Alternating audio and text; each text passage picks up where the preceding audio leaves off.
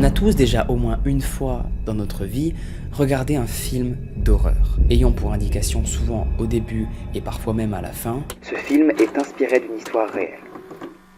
Même si cette précision-là est réalisée, eh bien elle est quand même très éloignée de la réalité. Pourquoi ? Parce que la réalité des faits est souvent bien pire. L'histoire aux événements très troublants que je vais vous raconter aujourd'hui dans cette vidéo, elle est arrivée à une famille, la famille Snedeker. Cette famille est constituée de 2 parents, Carmen et Allen Snedeker, et de 4 enfants, dont 3 qui sont des garçons, âgés pour un de 13 ans, un autre de 11 ans, et le dernier à 3 ans. Et pour la petite fille, elle a 6 ans. Les 2 plus grands étant les enfants de Carmen qu'elle avait eu d'un ancien mariage. Ce groupe constitué de frères et sœurs s'entendait relativement bien, et l'idole des plus petits était Philippe, l'aîné. Vraiment, ils l'adoraient, c'était un peu leur héros. Sauf que celui-ci, malheureusement, eh bien, il avait une maladie. Il avait une lymphome, une forme aggravée de cancer. Pour les gens qui ne seraient pas au courant de ce qu'est une lymphome, c'est très simple, c'est une tumeur maligne du système lymphatique. Je ne vais pas vous faire un dessin, Philippe va vivre à cause de cette maladie-là un véritable enfer. Dans la région où il vivait, eh bien, il n'existait aucun centre de traitement. Donc, 5 fois par semaine, Carmen, sa mère, a dû l'emmener à Philippe à plus de 480 km pour qu'il soit dans les mains d'un médecin compétent pour soigner sa maladie. Depuis peu, Philippe, il avait subi un nouveau traitement qui était très dur à supporter. La radiothérapie était si intense pour lui, dites-vous, que sa peau commençait à brûler et à noircir. Le trajet qu'il acceptait au début commençait là à devenir beaucoup plus éprouvant pour lui. Cette fatigue qu'il avait s'ajoutait aux maux de tête et aux nausées qu'il avait fréquemment. Bref, le petit a une vie horrible à ce moment-là. Sa mère n'avait peur que d'une seule chose, c'est que toutes ces épreuves-là finissent par le tuer. Alors, elle va finir par prendre une décision. Elle va commencer à faire ses petites recherches, téléphoner à plusieurs agences d'immobilier, mais va recevoir pas mal de réponses négatives. Personne ne semblait vouloir d'une famille avec 4 enfants. Mais finalement, quelques temps après, elle va accepter la première maison qui était disponible pour elle, sans même la visiter. Le 19 juin 1987, Carmen, Allen et leurs enfants vont donc quitter New York afin de s'installer dans une vieille maison que l'on a surnommée la Halalan House, au 208 Meriden Avenue, à Stonington, dans le Connecticut. Arrivée devant la maison, Carmen, la première chose qu'elle va faire, c'est supplier son mari pour qu'il aille voir si tout va bien, si la maison est correcte et qu'il n'y a aucun problème. Sans vraiment savoir pourquoi, elle était un petit peu angoissée à l'idée de la visiter seule. 15 minutes s'écoulent et Allen revient. Il s'approche de la voiture et lui demande de venir voir. Carmen, en entrant dans le hall, elle va remarquer une chose qui est assez particulière. Au-dessus de chaque cadrage de porte se trouvait un crucifix. Carmen va après ça se retourner vers son mari, et là elle va voir qu'il fait une tête un peu chelou, comme s'il était étonné. Ce dernier secouait la tête comme s'il était dans une incompréhension totale. Pourquoi Allen avait cette réaction-là ? Car il avait compris qu'en fait il se tenait devant un salon funéraire. La famille se trouvait dans une maison qui avait été anciennement utilisé comme salon funéraire. Un salon funéraire, pour les personnes ne sachant pas ce que c'est, en fait c'est très simple. C'est un endroit, une pièce, où la famille proche est conviée à se recueillir une dernière fois auprès du défunt avant qu'il soit embaumé ou même incinéré. Carmen, quand elle va être au courant de ça, elle va être abasourdie, très angoissée, et va finir par suivre son mari qui lui s'est dirigé vers le sous-sol. Pour vous décrire un petit peu l'espace dans lequel il se trouvait, en bas de l'escalier se trouvait un long comptoir qui longeait 3 murs et une autre pièce s'ouvrait sur la droite. Et à cet endroit-là, une porte vitrée bloquait l'accès. Carmen a donc poussé instinctivement la porte et elle a directement compris qu'elle se trouvait dans une ancienne salle d'embaumement. L'embaumement, pour ceux qui ne savent pas ce que c'est en fait, c'est tout simplement ce qui désigne l'ensemble des techniques visant à conserver les corps des personnes mortes dans un état plus ou moins proche de celui qu'ils avaient. Dans la pièce où ils étaient se trouvait une table de fer, différents lavabos, des poignées de cercueils, des étiquettes, des photos jaunies et même un ascenseur à cercueil. Tout portait à croire qu'ils étaient dans une maison avec un passé assez lourd. Et cette découverte assez glauque ne va pas être la seule du voyage. Carmen va directement après ça se retourner vers son mari et va lui dire « Nous avons un fils qui se bat contre le cancer. Je ne veux pas qu'il soit confronté à sa propre mortalité. On ne peut pas vivre ici. » Son mari va être dégoûté, il va la regarder un long moment, il va rester très silencieux, puis il va lui répondre qu'ils ont malheureusement pas le choix de rester là. Ils n'avaient pratiquement plus d'argent, plus aucune économie, donc ils étaient coincés. Ils ne vont pas avoir le choix que de prendre sur eux et vivre dans cette maison.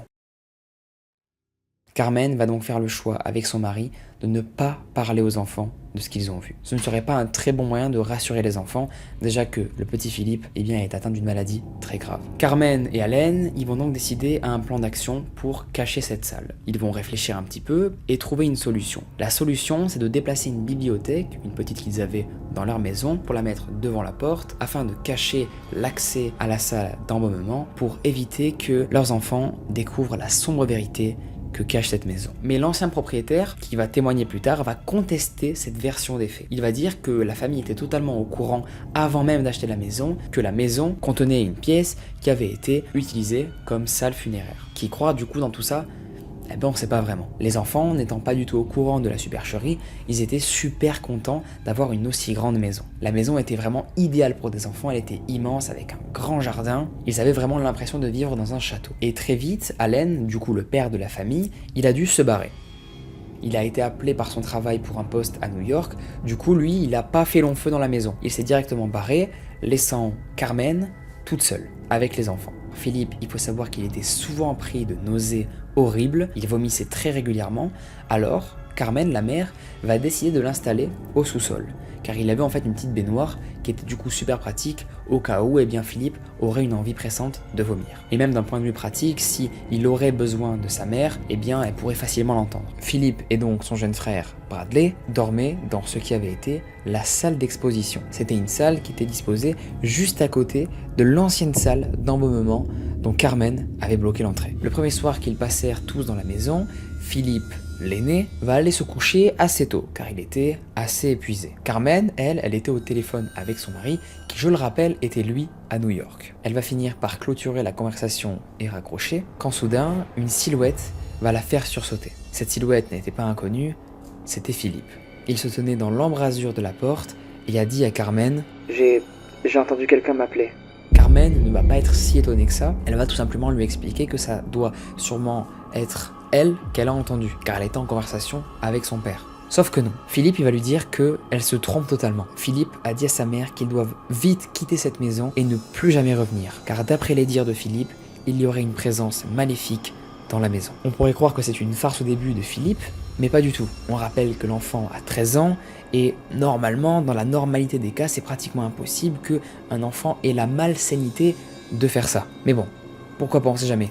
Prenons cette théorie, peut-être qu'elle est plus rationnelle. Les enfants, vous les connaissez, ils sont assez joueurs et veulent très vite savoir la vérité. Philippe va être le premier à découvrir que sa mère lui a menti. Philippe, c'est un enfant et il a fini par découvrir un jour que l'endroit dans lequel il habitait avec sa famille était en réalité un ancien salon funéraire. Il va expliquer à son frère, Brad, mais il ne va pas tellement le croire.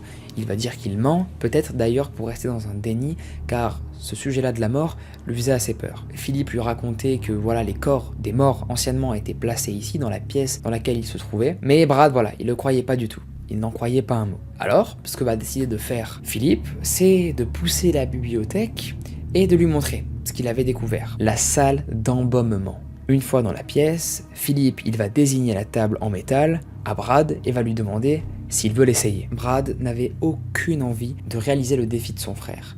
Mais comme c'est son frère, comme il a envie de lui prouver les choses, il va lui dire « Ok, pas de souci ». Le jeune garçon va s'allonger sur la table, Philippe va commencer à le faire tourner, et là, d'un coup, les lumières vont commencer à tournoyer au-dessus de lui, l'étourdissant, et Brad va se mettre à crier. Son frère, Philippe, va le regarder sans bouger. Un énorme silence va s'installer dans la pièce. Cet événement ne va pas trop choquer les deux garçons, car ils savaient tous les deux très bien qu'en fait c'était Philippe qui voulait juste faire peur à Bradley. Et venons-en maintenant au lendemain. Philippe, il va décider de montrer encore une fois quelque chose à son petit frère. Dans la fameuse pièce interdite où les garçons n'avaient pas le droit d'entrer, il y avait une grille de fer forgée amovible, qui servait à dissimuler un tunnel très sombre. Philippe va bien sûr y pénétrer le premier, avec une lampe torche lui servant d'éclairage à la main, et son frère, Brad, va finir par le suivre. Et là, soudain, alors qu'ils vont progresser petit à petit dans le tunnel, Brad il va remarquer que sur le sol, il y a une tache un petit peu foncée. Brad va décrire ça comme quelque chose d'un peu épais et visqueux. Brad il va vite dire à Philippe « tourne ta lampe pour voir ce que c'est ». Philippe va donc immédiatement tourner sa lampe vers le mur. Et là, ce que vont découvrir les deux jeunes garçons est affreux. Il y a un liquide d'un rouge sombre qui dégouline sur le mur. Il avait la couleur du sang. Les deux garçons vont être angoissés, terrifiés, et vont très vite sortir du tunnel, aussi vite qu'ils sont rentrés, écartant dans la course leur jeune petit frère, Eiji, qui avait d'ailleurs entendu leurs cris contre le mur. Carmen va voir ses enfants arriver devant elle, complètement vides, horrifiée, et elle va pas comprendre. Elle va leur dire, mais qu'est-ce qu'il y a quoi? Qu'est-ce que vous avez vu? Et eux, ils vont lui expliquer qu'ils ont vu du sang sur le mur qui dégoulinait en abondance. Carmen, elle va leur répondre que s'il y avait du sang coulant dans les murs, elle l'aurait forcément remarqué. Et elle avait aussi souligné que pourtant elle leur avait bien interdit d'aller dans cette salle. Donc pourquoi ils y vont? Enfin vraiment faut qu'ils arrêtent quoi. Ils commencent vraiment là, Carmen, à lui faire péter un câble. À tel point qu'elle ne va même pas aller vérifier en fait si ce qu'ils disent est bien réel. Et elle aurait dû le faire. Carmen, elle va remarquer que le crucifix qui était accroché à la porte du sous-sol, en haut, eh bien elle a disparu.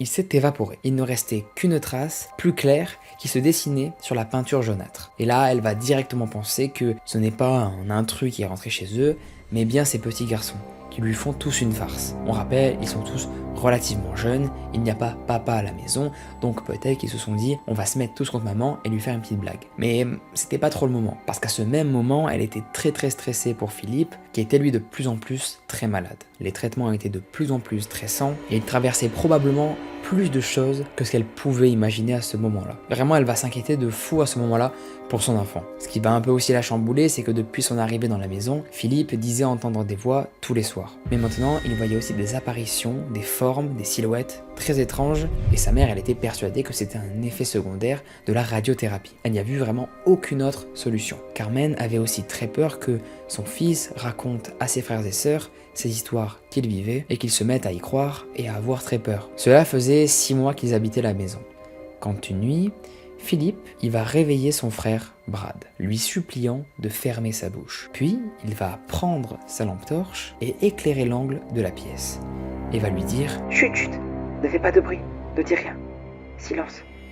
Regarde dans le coin, il y a 4 hommes qui sont assis. » Brad, il va rien voir du tout. Il ne va distinguer que des vêtements foncés et il va pas du tout parvenir à voir leur visage. Et quelques secondes après, Philippe va lui dire qu'ils sont en train de se rapprocher et pile à ce moment-là, leur jouet étant un petit robot électrique va se mettre brusquement en marche. Brad va être complètement terrifié, son cœur ne va pas arrêter de battre très fort, puis tout à coup, les hommes se retournèrent simultanément et les deux garçons vont commencer à taper un énorme sprint de la chambre en courant. Ils vont s'empresser de monter l'escalier à toute vitesse pour finir par se précipiter dans la cuisine dans laquelle se trouvait leur mère. Ils vont tous les deux se mettre à crier sur leur mère en lui disant qu'ils ont vu 4 hommes qui avaient des capuches au sous-sol. Carmen ne va pas du tout être terrifiée, mais plutôt vénère contre ses enfants. Mais elle va cette fois-ci quand même préférer vérifier au cas où des intrus seraient rentrés chez eux. Leur maison était assez grande, assez belle, très spacieuse, donc c'est possible que ce genre de maison attire des cambrioleurs. Elle va descendre les marches des escaliers et demander à ses fils de ne plus bouger, de rester où ils sont. Ils semblaient, eux, terrorisés. Elle va commencer par fouiller leur chambre, puis la salle d'embaumement et les autres pièces poussiéreuses qu'elle n'ouvrait jamais. Mais il y avait personne. Personne n'était dissimulé. Les enfants, ils ont sûrement dû rêver. C'est ce que va penser premièrement Carmen. Après ça, elle va donc remonter dans la cuisine, elle va se munir du téléphone portable pour appeler la police, mais en levant les yeux, elle va voir que le crucifix qui se trouvait au-dessus de la porte de la cuisine avait lui aussi disparu. Et peu à peu, ce phénomène va se reproduire. Tous les crucifixes de la maison vont commencer à se volatiliser. Et le pire, c'est que personne n'était l'auteur de ces vols. Les enfants, la mère, personne. Bien évidemment, Carmen elle va penser que c'est ses enfants qui sont les auteurs de tous ces vols. Sauf qu'ils vont tout le temps répéter à leur mère que ce ne sont pas du tout eux et que c'est les entités de la maison qui volent ces crucifixes. Carmen va donc décider de rassembler toute la famille pour organiser une réunion familiale afin de mettre les choses au clair sur les événements qui se passent dans leur maison. Carmen va très gentiment leur expliquer que oui, ils habitent dans un ancien salon funéraire, mais qu'il ne faut pas qu'ils paniquent car il n'y a pas de fantôme ici. Voilà, la mère se veut rassurante, elle va tout faire pour les mettre à l'aise. Ce serait bête qu'ils aient peur alors qu'ils n'ont pas le choix en fait de rester là. Elle va aussi dire à Philippe, son aîné, que voilà, il a un comportement qui est très limite et qu'il faut qu'il soit responsable et montre le bon exemple à ses petits frères et sœurs. Carmen ne voulait plus jamais entendre parler de fantômes. Après que sa mère lui dit ça, Philippe va directement se lever de table et va descendre dans sa chambre. Même si Carmen était assez en colère contre lui, elle avait pas mal de remords. Lui étant très malade, elle s'est dit que c'était pas trop bien ce qu'elle faisait. Cela faisait maintenant 1 an qu'ils habitaient dans cette maison, et un jour, qui semblait au début tout à fait banal, Brad, il va revenir un jour de l'école, et il va voir que, il n'y a plus les affaires dans sa chambre de son frère, Philippe, qui partageait la chambre avec lui. Il avait déménagé toutes ses affaires dans la chambre d'embaumement. Sa mère, en apprenant la nouvelle, va être très étonné et va même lui dire « Tu avais si peur de cette pièce, pourquoi t'y installes-tu d'un coup ?» Et à cette question, Philippe ne va même pas prendre la peine de répondre, il va simplement continuer à accrocher les posters qu'il était en train de mettre contre son mur, en la regardant brièvement, pour au final hausser les épaules. Carmen, elle va très vite remarquer que le comportement de Philippe commence à devenir un petit peu bizarre. Carmen, elle va être de plus en plus triste, car elle va voir son enfant tombé dans une sorte de dépression très bizarre. Il se repliait tout le temps sur lui-même, ne parlait presque plus, il ne souriait que très rarement, et dites-vous qu'elle est arrivée à un stade même où elle n'arrivait même plus à communiquer avec lui. Tim et Cam, c'est qui, me diriez-vous? C'est les 2 cousines de la famille. Elles sont venues pour l'été habiter chez eux, et toute la famille sont sorties pour les accueillir. Sauf une personne. Cette personne, vous l'aurez deviné, c'est Philippe. Pourtant c'est assez étrange, comme Cam, l'une des cousines, s'entendait parfaitement bien avec Philippe. Elle avait 17 ans et la plupart du temps, quand il y avait des repas de famille, ils étaient souvent à côté quoi. Ils avaient des discussions et jouaient souvent ensemble. Elle va donc descendre, voir dans sa chambre qu'est-ce qu'il fait, espérant que Philippe serait super content de la retrouver, mais ça ne va pas du tout être le cas. Arrivé dans la pièce, Philippe il ne va absolument pas du tout la calculer, et ne va pas sortir un mot de sa bouche. Il va rester immobile et ne va rien faire, rien lui dire. Cam avait beau lui parler, lui ne répondait absolument pas. Il ne laissait transparaître aucune expression. Philippe, il faut savoir qu'il écrivait souvent sur un petit carnet. Et ça intriguait souvent son petit frère Bart, qui lui demandait régulièrement « Mais qu'est-ce que tu marques en fait sur ce carnet? Enfin, je veux savoir. C'est assez intriguant, je te vois souvent dessus. » Philippe ne répondait jamais quand il lui posait la question. Il le regardait simplement et le dévisageait. Bart trouvait son comportement de plus en plus critique, à tel point que quand il faisait cette phase-là, il en avait des frissons dans le dos. Et va arriver un fameux jour où on va avoir des réponses par rapport à ce fameux carnet. Cam, la cousine la plus âgée, qui a du coup 17 ans, voulait aider tranquillement Carmen, sa tante. Elle va descendre à un moment pour ranger la chambre de Philippe qui était vachement en désordre. Mais alors qu'elle faisait son lit, elle va découvrir un petit carnet noir dissimulé sous le matelas. Cam, quand elle va voir ça, elle va avoir l'impression un peu de violer l'intimité de son cousin, mais comme elle s'inquiétait pour lui, elle va quand même décider de voir ce qu'il y a à l'intérieur. Elle avait très peur pour sa santé mentale, donc elle s'est dit, je vais regarder, peut-être que je pourrais arranger la situation. Mais elle ne va pas directement le regarder. Elle va d'abord préférer le montrer à sa tante, Carmen, la mère donc de Philippe. Et alors que Carmen va prendre le petit carnet et tourner les pages petit à petit, elle va se sentir de plus en plus terrifiée. Philippe, dans ce carnet, il avait la fâcheuse habitude de parler de mort, mais aussi qu'il avait envie de tuer des gens. Mais Carmen, elle va pas y croire. Elle va penser que ce n'est pas lui qui a écrit tout ça. Philippe, il était dyslexique. Elle avait eu d'ailleurs le plus grand mal à lui apprendre l'alphabet, mais pourtant, les écrits qu'il avait marqués sur ce carnet-là contenaient plusieurs mots particulièrement complexes. Carmen va donc naturellement demander à son fils comment il avait pu écrire ça, et Philippe va lui répondre « C'est l'homme qui m'a aidé. » Imaginez-vous si vous êtes une mère par exemple, que c'est votre fils qui vous dit ça, c'est pas la meilleure chose en vrai. Un soir, alors que la famille mangeait tranquillement, Philippe, il va étirer son bras afin d'attraper quelque chose qui était sur la table. Tout le monde et sa mère, elle va regarder son bras et elle va apercevoir qu'il y a une chose qui dépasse de sa chemise. Très vite inquiète, elle va soulever brusquement sa manche et va découvrir que son bras était recouvert d'étranges signes ésotériques. L'autre bras était aussi dans le même état. Comme va le remarquer de suite Carmen, certaines traces étaient très anciennes, elles avaient laissé des taches blanches sur sa peau, mais d'autres très fraîches, comme s'il venait de se le faire à l'instant. D'après l'analyse des cicatrices qu'avait fait Carmen, cela devait faire des mois qu'il se traçait des signes sur la peau. Sa mère va être épouvantée de voir que son fils se fait mal à la peau, et donc elle va lui demander « Pourquoi tu fais ça? Est-ce que tu te sens mal ?» Et lui va répondre « Je sais pas. pourquoi je fais ça, aucune idée. Et après avoir dit ça, juste après il va lui répondre que c'était une personne qui l'avait incité à faire ça. Mais qui?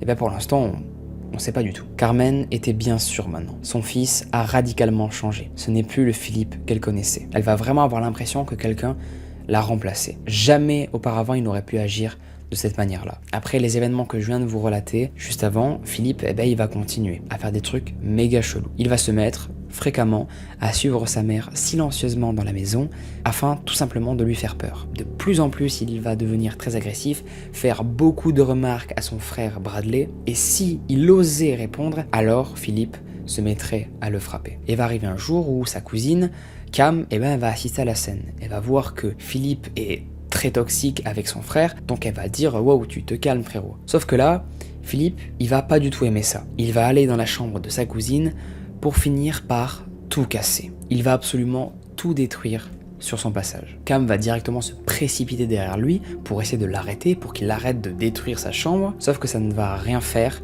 La bagarre va quand même éclater. Philippe semblait être doté d'une force surhumaine. Ce qui va prouver ça, c'est qu'il va projeter à travers la pièce, comme si elle ne pesait rien, sa cousine. Cam va être complètement sous le choc de ce qui vient de se passer. Philippe, il est censé avoir un cancer, il est très malade, alors comment est-ce possible? Comment a-t-il pu faire ça? C'est ce qui va vraiment choquer sa cousine, elle ne va pas comprendre. Jamais de base, il n'aurait pu avoir la force requise pour faire ce qu'il a fait. Mais c'est pas fini. La situation, elle va encore plus dégénérer. Elle va remarquer que le chandail qu'elle avait autour du cou commençait à se soulever tout seul, comme s'il lévitait. C'est arrivé même très souvent que Cam, elle ressente que quelqu'un en fait lui chope sa bretelle de soutien-gorge, comme si en fait quelqu'un voulait enlever son soutien-gorge et la dénuder, alors qu'il n'y avait absolument personne dans la pièce quoi. Elle avait l'impression qu'une entité rôdait autour d'elle, ayant pour seul but de violer son intimité. Et elle va donc décider d'en parler à sa tante parce que là, c'est plus possible. Là, pour elle, c'est la goutte de trop. Carmen ne va pas nier qu'elle voit sa petite nièce toujours effrayée, mais elle va quand même refuser de croire que cette maison-là est habitée par une entité très malveillante. Carmen, elle aurait aimé croire qu'il se passait quelque chose de flippant, d'étrange dans sa maison, sauf que dès que Philippe l'appelait pour lui montrer en fait qu'il y a quelque chose de très bizarre, et bien à chaque fois, elle arrivait, son fils lui disait « Regarde maman, il se passe quelque chose de très bizarre » et elle ne voyait rien. Elle n'avait aucune preuve que tout ce qu'il avançait était bien réel. À ses yeux, il n'y avait qu'une seule conclusion logique à tout ça, il s'agissait de son fils qui était la cause de tout ça. Elle avait mené son combat contre le cancer avec lui, elle l'aimait terriblement. Sauf qu'il fallait aussi qu'elle sauve sa nièce. Il devenait beaucoup trop agressif, complètement perdu. Carmen va donc décider de téléphoner à un médecin et va lui expliquer dans les détails toute la situation. Le docteur va être à l'écoute de Carmen et va comprendre en fait avec tout ce qu'elle décrit que son fils est sûrement atteint de schizophrénie. Carmen va inonder le sol de sanglots car elle trouvait qu'elle était la pire mère de faire subir ça à son enfant, mais en même temps, elle n'avait pas trop le choix. Son fils va partir au collège, va passer la journée tranquillement de cours, comme d'habitude, et à son retour, c'est là où elle va tenter d'agir, comme s'il ne se passait absolument rien de spécial. Elle lui avait préparé le repas qu'il préférait pour le goûter, tout le monde va être assis à table, et d'un coup, 4 hommes habillés en blanc vont débarquer dans la maison. Et c'est à partir de là où un silence très pesant va commencer à régner dans la pièce. Les infirmiers vont entourer la chaise où se trouvait le petit Philippe. Ils vont le saisir par les aisselles et commencèrent à l'entraîner vers la porte de sortie. Philippe va de suite se retourner vers sa mère et va lui supplier de ne pas faire ça. Puis, brusquement, il va commencer à se débattre et à crier, demandant où on l'emmenait. Sa mère, elle va avoir énormément de mal à lui dire la vérité. Elle va se mettre pendant plusieurs minutes à pleurer, lui demandant s'il pouvait la pardonner. Dans l'ambulance qui l'amenait vers l'hôpital psychiatrique, le garçon va continuer à hurler. Philippe va de plus en plus implorer sa mère, la supplier qu'elle ne l'abandonne pas, puis alors que la porte va se refermer sur lui, il va crier brusquement une phrase des plus terrifiantes qu'aucune mère n'aurait aimé entendre. « Maintenant je suis parti, ils vont s'en prendre à vous. » Sur le chemin du retour, Carmen venait donc de faire la route jusqu'à l'hôpital pour accompagner son fils. Elle va donc faire le chemin retour pour rentrer à la maison et elle va s'effondrer. Elle était horriblement en colère et ce que son fils venait de lui crier lui pesait énormément sur la conscience. Elle était tellement dans un état affreux psychologiquement qu'elle était même prête à croire ce qu'elle ne croyait pas au début, qu'une entité vivait dans la maison, plutôt de croire que son fils était schizophrène et qu'il était condamné à l'être jusqu'à la fin de ses jours. Et en arrivant chez elle, c'est là où Carmen elle a commencé à vriller, à péter un plomb. Elle va dire à l'entité qu'elle ne croyait pas avant: Tu veux jouer, espèce de... Alors, viens t'en prendre à moi. Puis elle va s'asseoir sur les marges de l'escalier de la maison et va attendre. Elle va rester là, assise pendant plusieurs heures. Cette crise de nerfs va finir par passer, et venons-en maintenant à un soir que j'aimerais vous partager, qui a pas mal terrifié Carmen. Il va arriver un fameux soir où Carmen, elle était assez épuisée des événements qui venaient de se passer, donc elle a décidé d'aller dormir. Elle dormait paisiblement quand Camille va venir frapper à sa porte. Cam, qui, je le rappelle, est une cousine de la famille. La jeune fille va tout simplement lui dire une chose que personne n'aurait voulu entendre. Il s'est encore passé quelque chose de très bizarre dans la maison. Elle était allongée dans son lit quand soudain, quelqu'un a tiré sa couverture. Pourtant, Philippe, il était plus dans la maison. Carmen, du coup, elle va pas du tout comprendre ce qui se passe dans cette foutue maison. Elle va être prise d'un sentiment d'incompréhension totale et va s'apercevoir au même moment que l'un des crucifixes, le dernier d'ailleurs, a encore disparu, comme tous les autres précédents. Le truc horrible dans l'histoire, c'est que cette famille-là était pratiquante, c'était une famille chrétienne, et du coup, toutes ses convictions tombèrent totalement en miettes. Cam va se mettre à repeindre son lit et sa tante va l'accompagner pour lui lire des passages de la Bible. La jeune fille était allongée quand soudain, elle se mit à crier. Elle a commencé à dire vite à sa tante qu'une main était en train de la toucher sous ses sous-vêtements pour essayer de la déshabiller. Carmen va alors lever les yeux vers sa nièce et se rendre compte qu'il y a une main sous sa chemise de nuit qui est en train de la toucher. Comme elle nous le dit, le pire dans tout ça, c'est qu'elle arrivait parfaitement à la distinguer. Elle arrivait à voir les os et les jointures de la main. Alors le premier réflexe qu'elle va avoir, c'est prendre Cam dans ses bras et va courir vers la salle à manger avec elle. Les deux vont être totalement pétrifiés, l'atmosphère va se faire de plus en plus lourde, Carmen va ressentir que quelque chose ne va pas du tout dans cette maison, et ce qu'elle va entendre est sûrement la pire des choses, elle va entendre comme si quelqu'un grognait juste à côté d'elle. Carmen, elle va réaliser qu'elle n'aurait jamais dû interner son fils, car le problème n'était pas lui, mais bien le mal qui se trouvait dans la maison.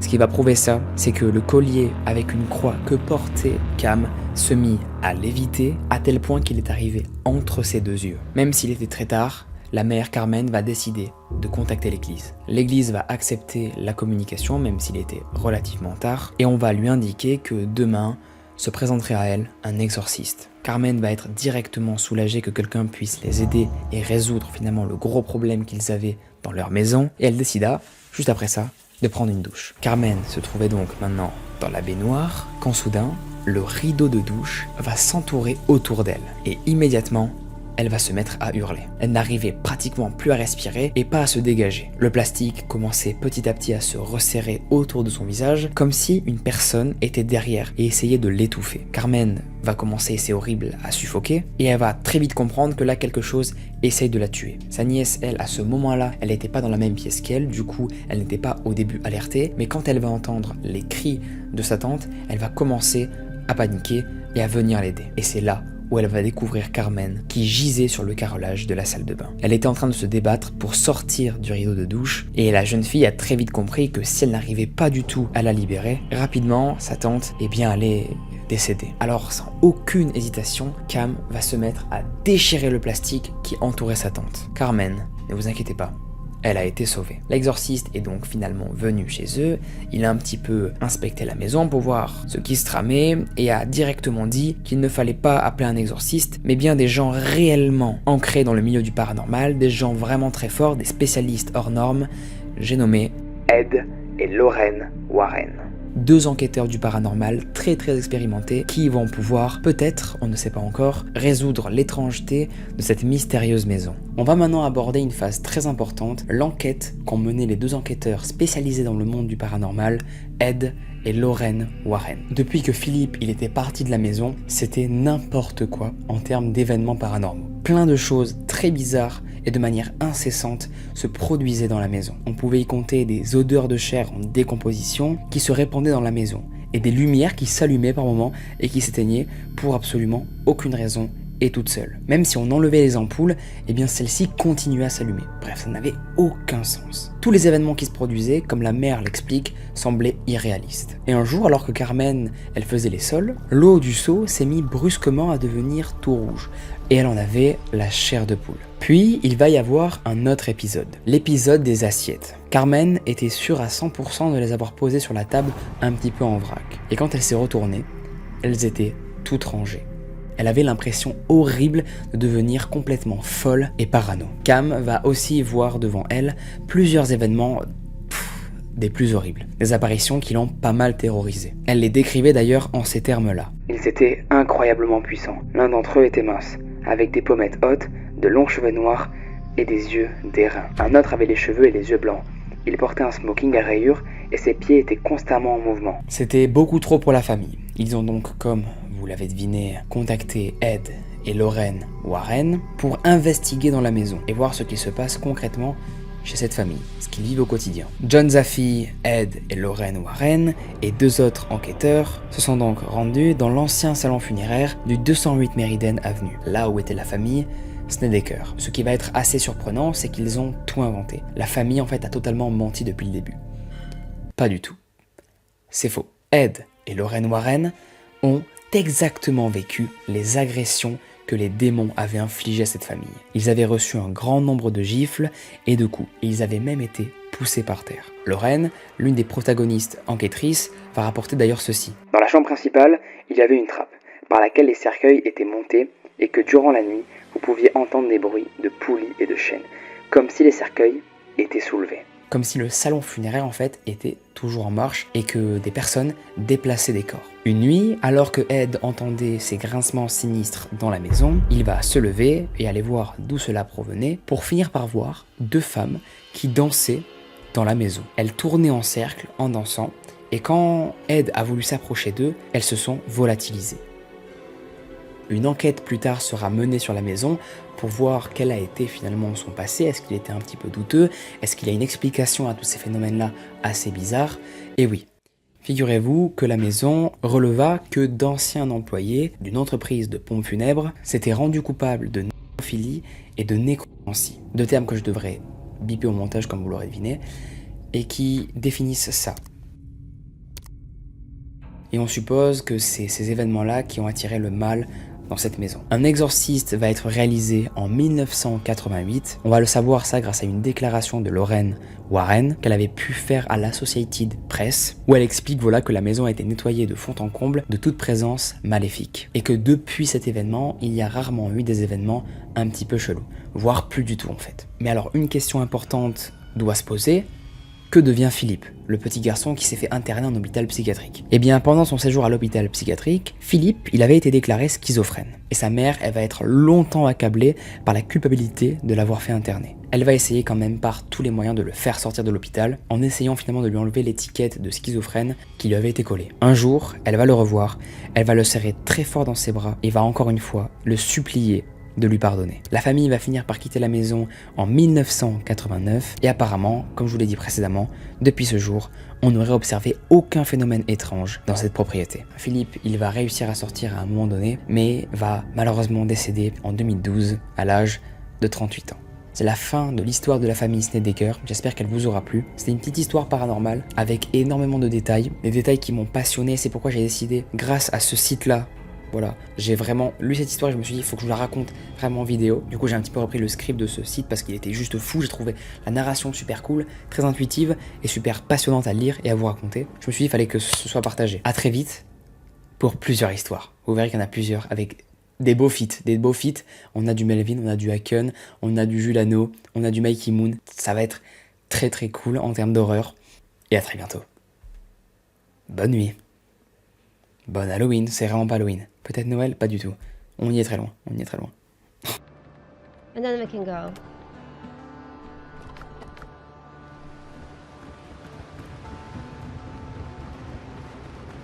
Me not being side... Why are you making fun of me?